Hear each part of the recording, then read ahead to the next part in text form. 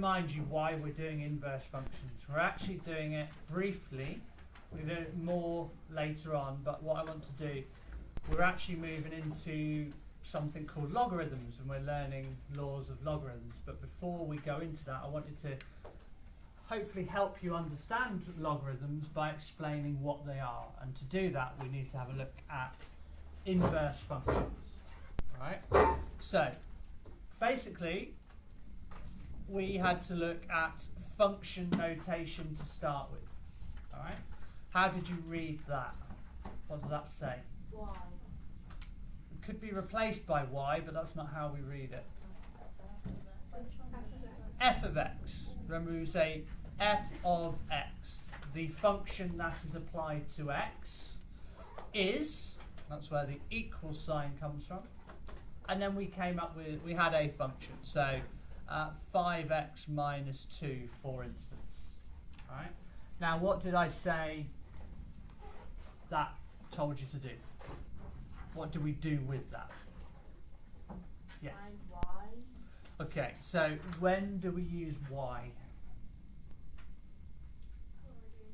When we're doing graphs. Okay. Now, so the whole point of this is we are saying that we are sticking x into a function that is applied to x, and we are getting a value out. Now, normally we would call that y. And we can stick any values in. Now, you'll recognise this in the table. So I could stick minus 3, minus 2, minus 1, 0, 1, 2, 8 in. I just jumped to 8 to show you I didn't have to do all of them like that. And then I figure out what comes out. So my particular function tells me I have to multiply by 5 and then subtract 2. So what comes out? So minus 3 times 5 is? Minus 15. Minus 2 is? Minus 17. Okay. Now, if we understand our linear functions, which we have just done that, and you're doing another test on it on Friday, we should be able to do the rest of the values really quickly and easily. Any idea how? I go into the bottom one. Well, like to the last one, and then when you plot your graph, you should. If we were drawing a graph, yeah, definitely. I could just find one other one and draw the line and find all of them then. Yeah, good point. But let's say I'm not doing that yet. What could I do? Tell me about linear functions and the graphs. What are the two things I've asked you to look at? Or you need to know about when you're drawing graphs or finding a function or what? The Gradient and the y. and the y-intercept. How can we use that to help us? What's the gradient of this function? 5. What does that mean?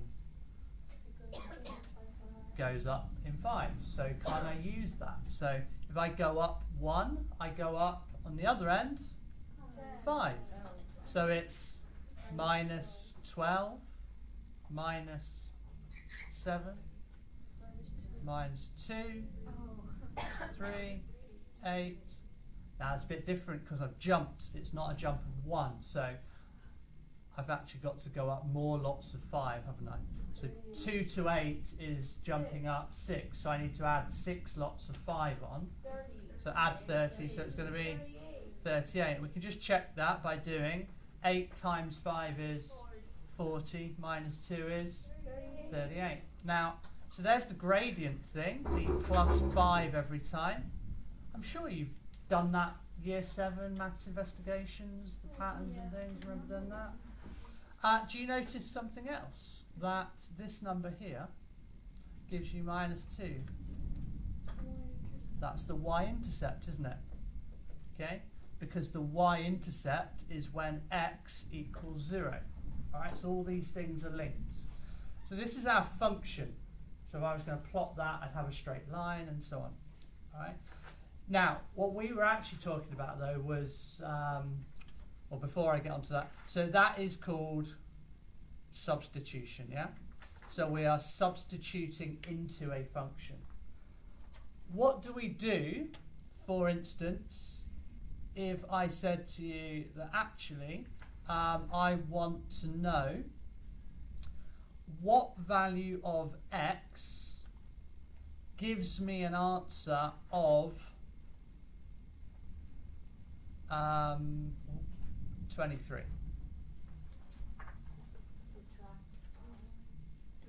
What's that doing actually? What's it called first before you tell me the answer? Well, it's inversing, but it's also called... No, inversing was better. What do? You either substitute into a function or you... Evaluate. No, that's the evaluate. Or solve, don't you? So I will be solving for x. You add 2 and then divide by 5. So we do the opposite, don't we? We do the... So it's 5. We know that. So we actually are going to solve 5x minus 2 equals 23, yeah? And how do you do that?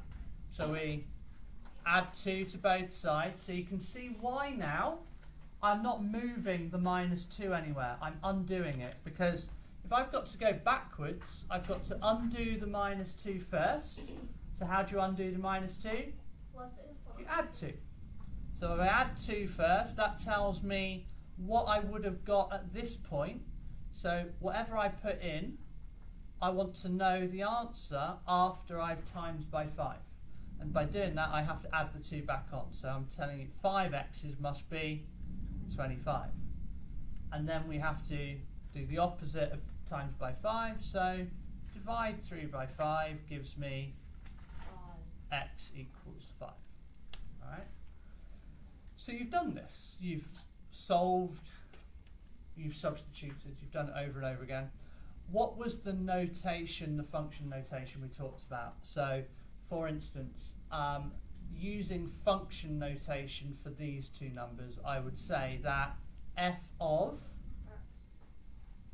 minus 2 equals minus 12. Okay? Does that make sense? So I replace the x in f of x with the number that I actually use, and then its value is that. Yes? Would you have to say like the g and the hx the farther you go down, or is it? No, so I'm only dealing with one function at the moment, aren't I? Okay. I've not introduced another one. If I now said, and a second function is, I'd do g of x, like you're thinking. So I've got f to the f of minus 2 equals minus 12. So I'm saying that if I stick minus 2 in, I get the answer minus 12. Right? So how would I write something for solving? Well, solving was like saying, well, I've got to solve, instead of solving 5x minus 2 equals 23, I would write solve f of x equals 23.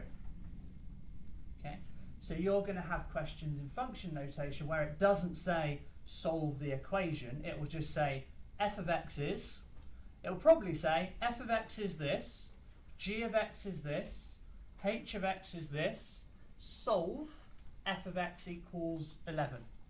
And you'll have to pick the right one and then know what to do, you know, and solve it. All right. Make sense? So it's just like the chart we used to do? Yeah, it's the same thing that we're doing before. All right.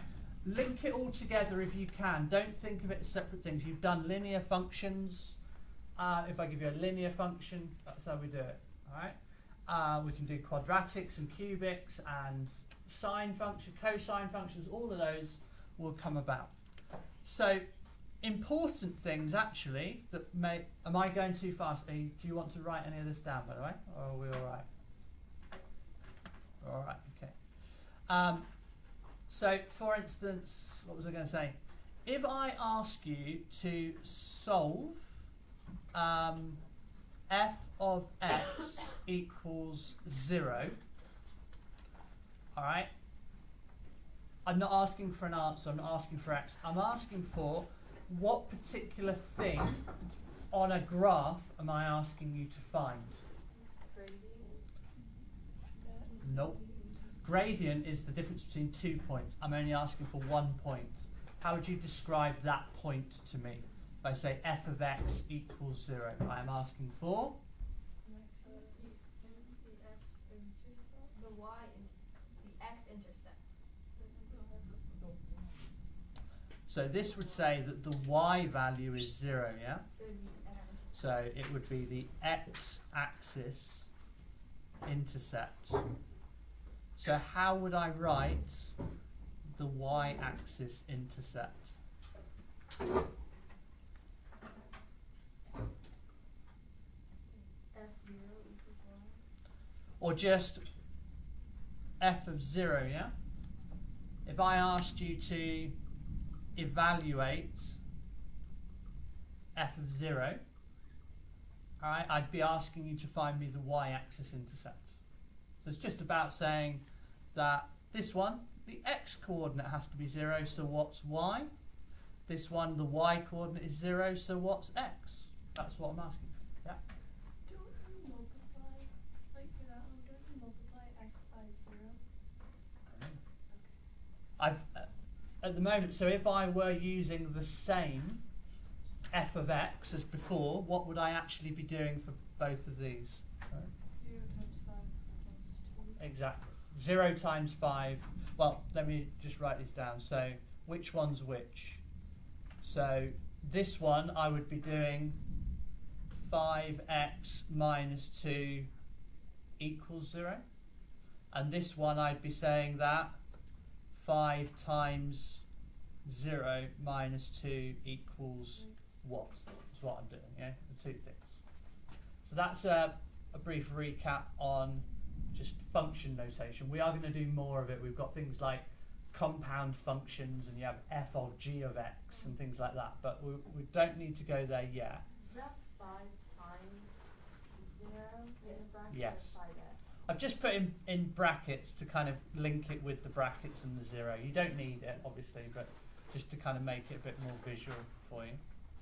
Alright. So, what I would like to focus on now, to go back to it, is this up here. The solving thing.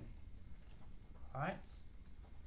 So what did we say we were going to use for solving? So we're going from the y value back to the x value. And what are we going to apply there? The inverse function. Okay, so we are going to be looking at the inverse function. So basically the function that you apply to get back to the x value. So you put x into a function to get y. What I want to know is, because I want to use it to solve for x, what function can I put that y value into to get the x back? And it's basically just the opposite of what I did in the first place. Alright. Now this led to lots of questions on your part, which was great. And actually, I struggled to answer it. And you know what? I went to Mr. Moore, Mr. Day, Ms. Harrison, and they said this. How would you answer it? And none of them were like, oh, I don't know. No one's bothered to ask that before. So you know I set you a task of going away and reading up on why do you swap the x and y? Well, I did the same thing. And I found an example that was very interesting for my own teaching, actually, and I shared it with the rest of the maths department. But I want to know what you came up with first. So let's just recap then, before I ask your opinions. So if f of x equals 5x minus 2, I want you to be able to find the inverse function. And I said that was f to the minus 1 of x.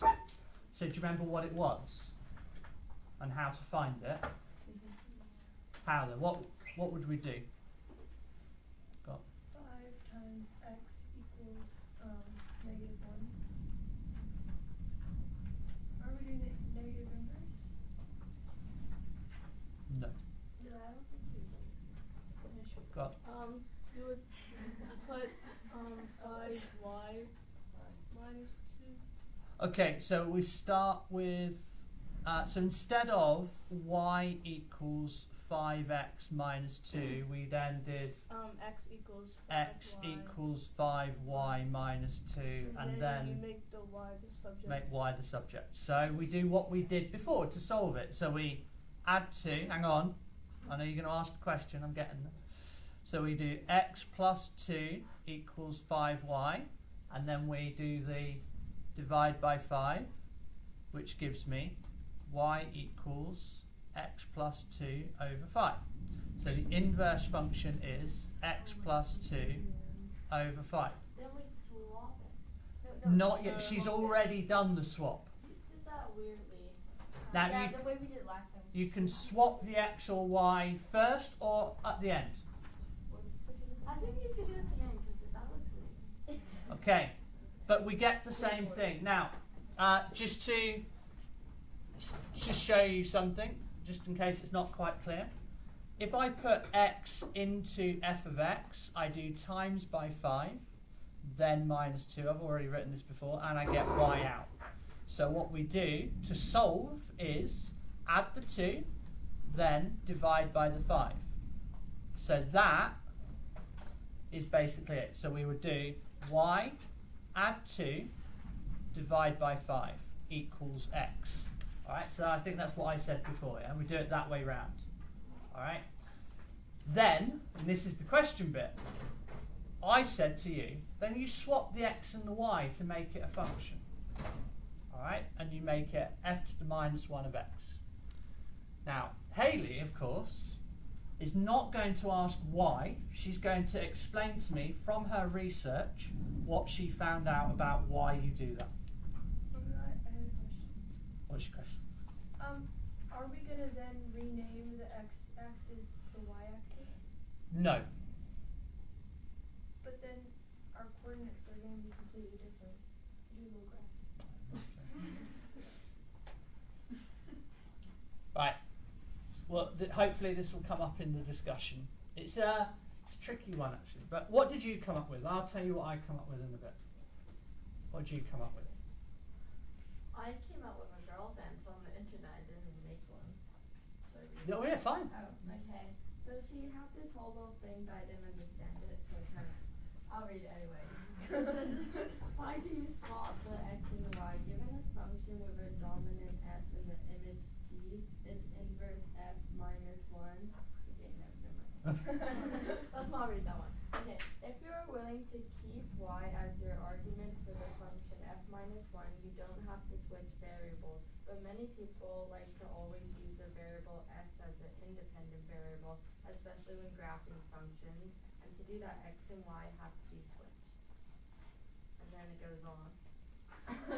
And then it goes, e.g. if f is the doubling function f of x equals 2x, then since 2x equals y, if only x equals a half of y.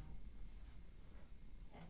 And then, so the function inverse to the f is the halving function f minus 1 bracket y equals half of y. But if you want to use the variable x for the argument of f minus 1, then you have to write f minus 1x equals half of x.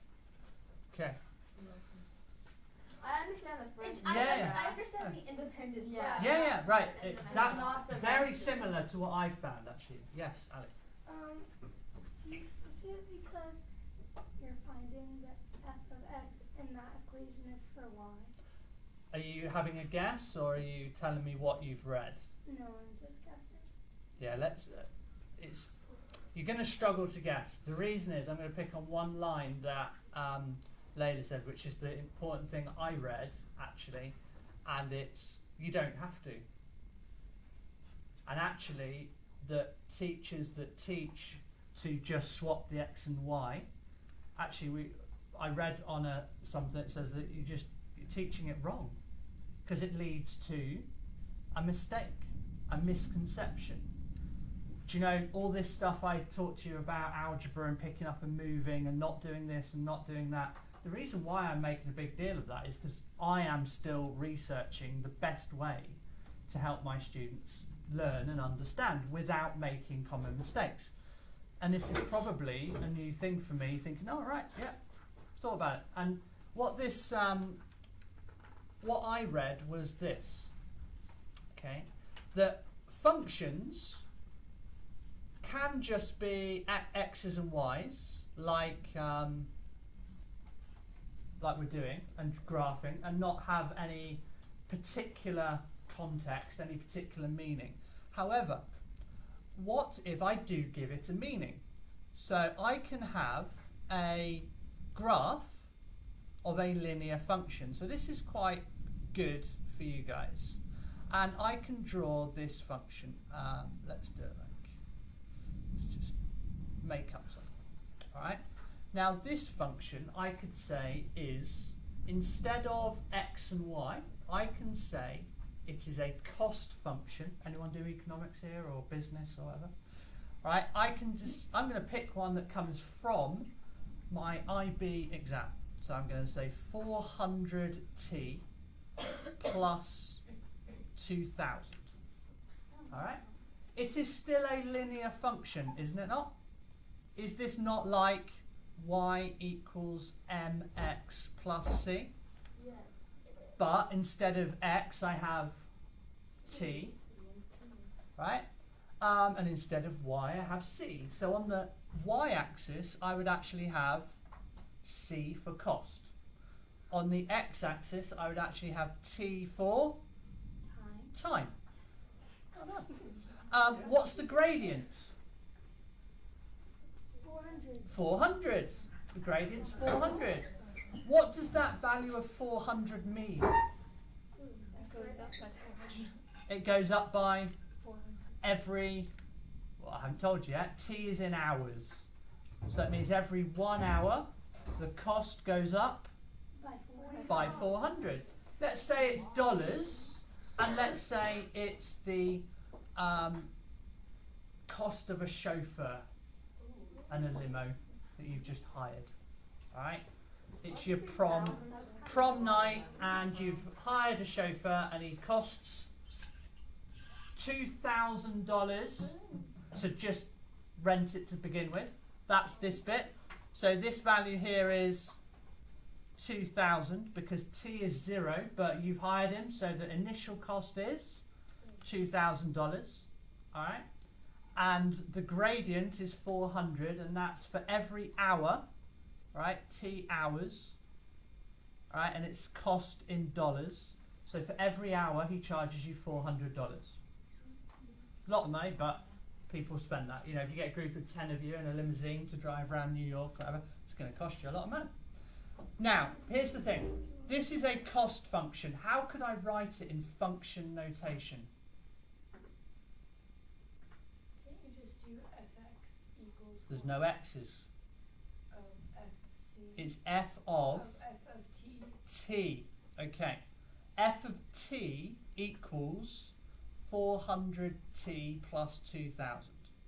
Okay. And c is a function of time. Does that make sense? All right. So what we say is then, if t goes in, what comes out? F of t. What comes out is c. So it makes perfect sense. If I put 3 hours in, I should be able to read off this value, and it is what? 4, 8, 10, 12. Don't read my scale. I've just sketched a random thing. Use my function. So what am I doing? I am trying to work out f of Is it 3,200? f of 3, and f of 3 equals 3,200, yeah? Wait, what is F? Oh, yeah. So it's 12,000. So 400 times 3, 1,200, plus 2,000. Got it? Yeah. Right, here's the thing then. This is where the thing that I read. So, what would be the equivalent of doing the inverse? What would I be asking? I was thinking. Never mind. You'd be subtracting 2,000. But not what is the inverse, but what would I be doing if I was finding the inverse? You would be trying to find how many hours you paid him for. Yeah. So, if, for instance, I said, I've got, this is probably what quite often happens, I've got $8,000 and I'm going to spend my $8,000. How long can I get for that? So on my graph, I could read across from $8,000 and then read down to the time, how long I get. Or we can do it in a different way, which is solve f of t equals 8,000. So how do I do that? You have to make Layla? You would make t the subject. Okay, so I've got 400t plus 2,000 equals 8,000. So You subtract 2,000. subtract 2,000, so I've got 400t equals 6,000. And then you divide by 4. So t is 6,000 divided by 400. So 60. So t is 15 hours. All right. So here's the thing. What I've done. Just think about it a sec before you draw. I'll definitely let you draw this in a sec. What I've done going this way, if I've applied f of t. Going back the other way, I've applied what? F minus, F with the minus 1 at the top. Yeah. So I've done f to the minus 1 of c. I've done that. Now here's the thing. This is why the swapping x and y doesn't really work if I've got a context. That's because, let's look at it just in terms of the functions. So if I say f of t, sorry, that should just be bracket, equals 400t plus 2,000, what would f to the minus 1 of c equal? But what's the actual function? What did I do? So I took c and I subtracted 2,000 and I divided by 400. So that's the inverse function.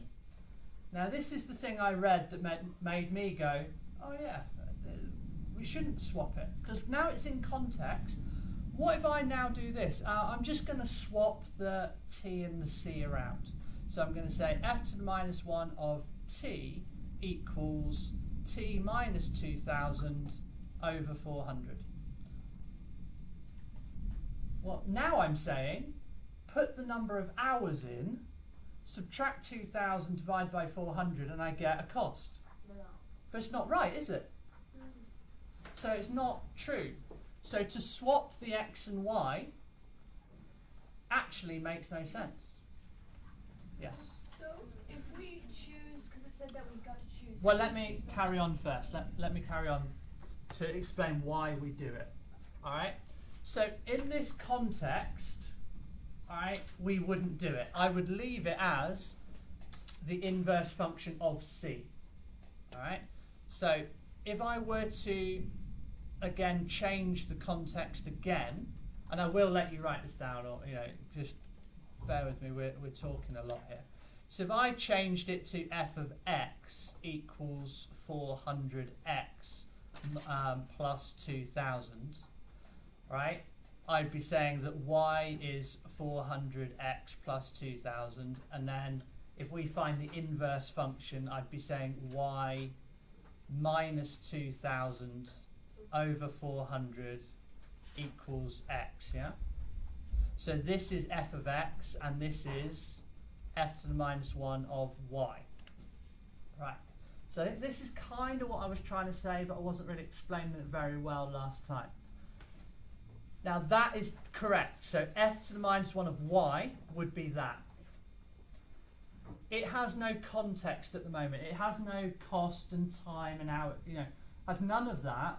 So what people tend to do is they say, although that is the function of y, how do we plot graphs? What value goes in? X. What value comes out? Y. So what they say is, if I want to plot the graph on the same set of axes, all right, I'm going to change the y for an x and the x for a y, just so that I've got a normal function. All right. So what we are also going to do when we get there, we're going to talk about how do you know if you've got the correct inverse function from its graph, right? But when you swap the x and y, you're basically saying, I know this is the inverse that I apply, but I want to treat it like its own individual function. Do you remember me saying that before? We swap the x and the y only so I can draw it on the graph as well as its own function. I think I said at the end about coordinates, I was trying, but I didn't think it through very well. So although this function is the inverse, I want to draw the graph of it on its own right. So although it is the inverse function, it is also a function of its own thing, because we've not got any context for it. Now, this one up here, it has context, so this is only use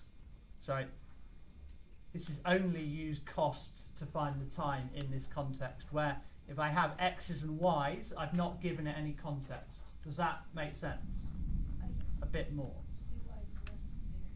Well, that's what I'm trying to say. It's not necessary until someone says, now draw the graph of that function. All right? But won't that give us a completely different graph than what Yes. it is? But what we need to do as well is we will look at how do you use the graph of what we have as the inverse function to find values for the function. All right? But you're right. If I swap the x and y, Haley's very right. If I swap the x and y, I actually change the graph, don't I? But we will learn how to use that graph. So what it comes down to is don't blindly swap the x and y. All right. Now, what I'll have to do a bit of research into is what do they accept in exam papers, because I'm pretty sure they accept not swapping the x and y. But I've also read in mark schemes give a mark if the student swaps the x and y as their first or final step. Okay. So technically, they're all incorrect, right? But it's how we think of it, and as we go through it more, you'll hopefully it'll make more sense. But does that make a bit more sense now? Why I was struggling to explain why you swap the x and y. So what we are going to do, though, just because I think this is what they're going to want in exams, we are going to swap the x and y. And what we're going to say is that we do that because we want it to be its own function. A separate function that just happens to be the inverse of the one we've talked about. Does that make sense? Okay. So let's get back to, do you want to write any of this down before I move on? I was going to get you to do some examples. If you are happy, have a look at page 474 and have a look at exercise 23b and start doing the inverse functions that it says. Right? What I'm going to do, I know you haven't had a lot of time to practice at the moment, but this topic is coming back. I just wanted to introduce you to it. So I just want to go through it, and I want to move on to a different function, you see, because actually, remember our focus. It's not inverse functions, it's logarithms. And all I'm doing is introducing you to inverse functions to help you understand logarithms. But just to go through a couple then. So if we've got... So A and B are no problem, are they, really? Well, if I've got f of x is x minus 7, I then call it y is x minus 7, and I rearrange to make y the subject, so that's just y plus 7 equals x. So then we say, well, f to the minus 1 of x, you know, the whole swapping the x and y thing again. But I swap the x and y, so that becomes the y, this is the x. So the inverse function is x plus 7. Okay? So you're basically saying, what do I need to do to undo what I did before? Stop. I won't do b because that's the same thing as the 5x minus 2 one. But let's have a look at c, which is f of x is 3 minus 2x over 4. So again, let's call it y is 3 minus 2x over 4. So... Okay, so I know when we're working with graphs, f of x is y, right? Yeah. Then what is f minus 1 of x? It will be Is it y again, unless it's in context. That's why I told you that whole thing about cost and time and stuff. Yeah. What will f minus 1 if I turn it in? If I swap the x and y, f to the minus 1 of x is now again y, but it's difficult, isn't it? So what do? We I did x equals. step by step though. What do we do first? I just went straight through that. But what did you do first to get straight to it? I said x equals 3 minus 2y 4. Ah, no. X. Oh, that's your final answer? No. Oh, that's your first step. Okay, so you're changing the x and y, Oh, I forgot to do that. and then And then I'll stop. I got 4x equals C. so times by 4 first, because we had divide by 4, so we times by 4. So I've got 4x is 3 minus 2y. Then Then I got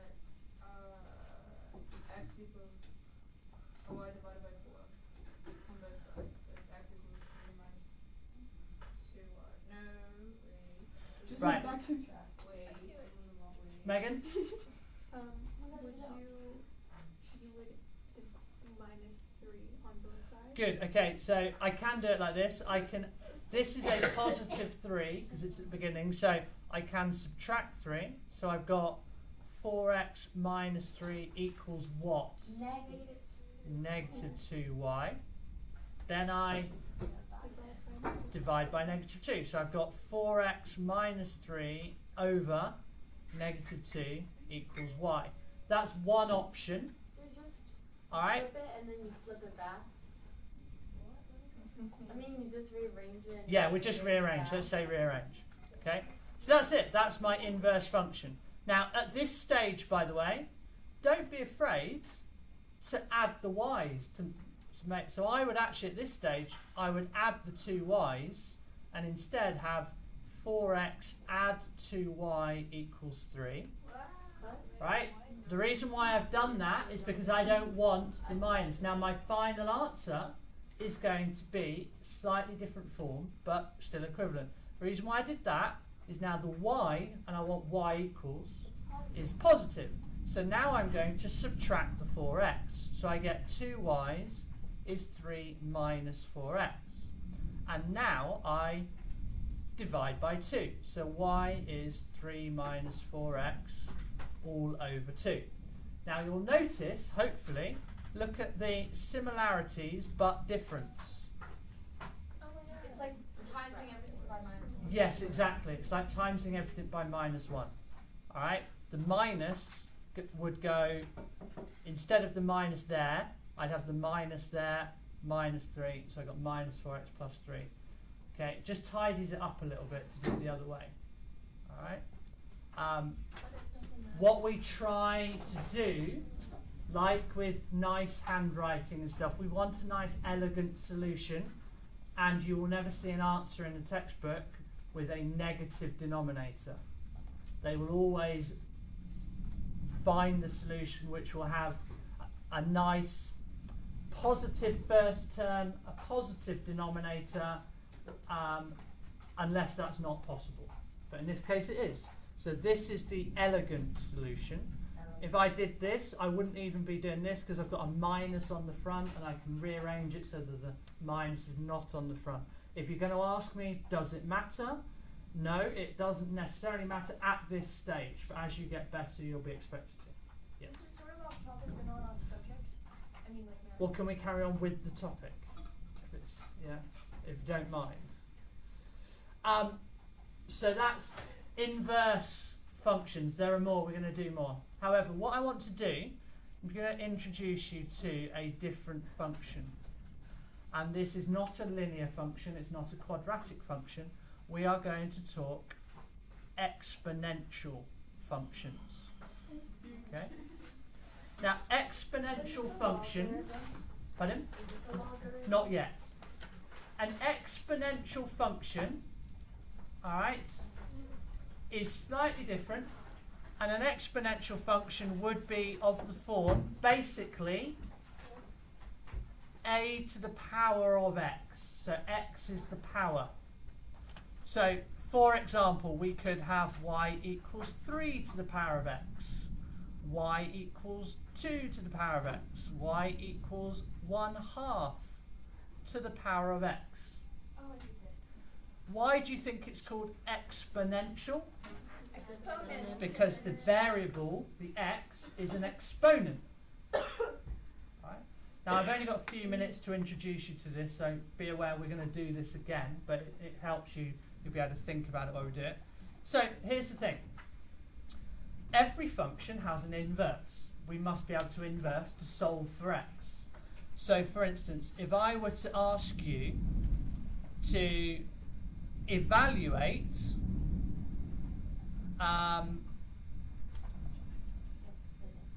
f of 2 if f of x is 3 to the power of x, what would f of 2 equal? I can't do the big things. Can you, isn't that exact same thing over and over again? Oh, it's in so what wait. Yep, Would it be 3 to the power of 2? it would. Oh, darn. 3 to the power of 2, which equals Oh my god, I get it! 9. Because x is 2. Because x is 2.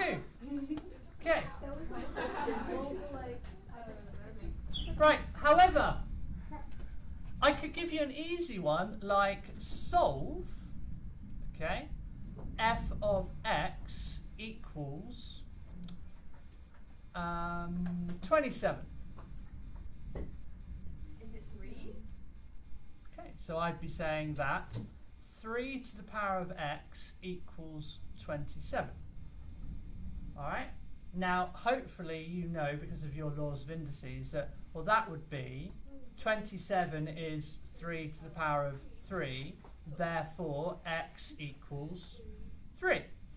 But I've not done that through inverse. I've done that through common sense or knowledge or whatever you want to call it. Yes? Can you just like put in a box what the question would give us? I will do next time. I'm rattling through something a bit quickly just to introduce yourself. Like what would the, like if they gave us a question like that, like would they give Like us this, the second solve one? f of x is 27. Evaluate f of 2 if solve it, that would be what it would look like. So we would know to do the exponential functions? Pardon?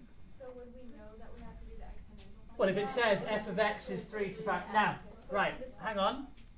Just let me explain something. You don't have to necessarily do much to do with exponential functions. In this course, you are introduced to logarithms. All right? At IB level, when you're doing your HL and your SL, you have to know a lot more about it. And you'll do more. This is really an introduction.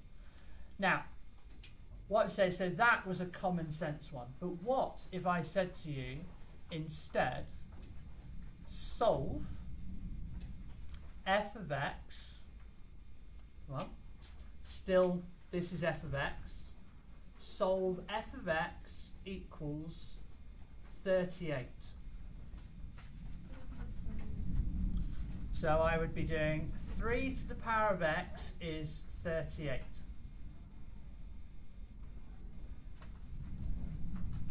How do I find out what x is? With a calculator. Go on then.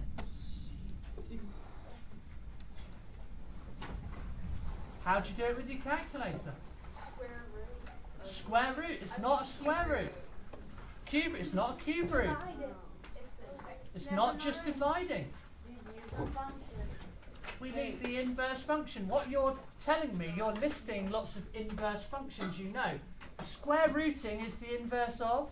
Squaring. I've not squared. Okay. Cube root is the inverse of? Cubing. Which I've not done. No. Dividing is the inverse of? Multiplying, which I have kind of done, but not really, because I don't know what I've multiplied by. So, Minaya, thanks for packing up. You make me feel really useless.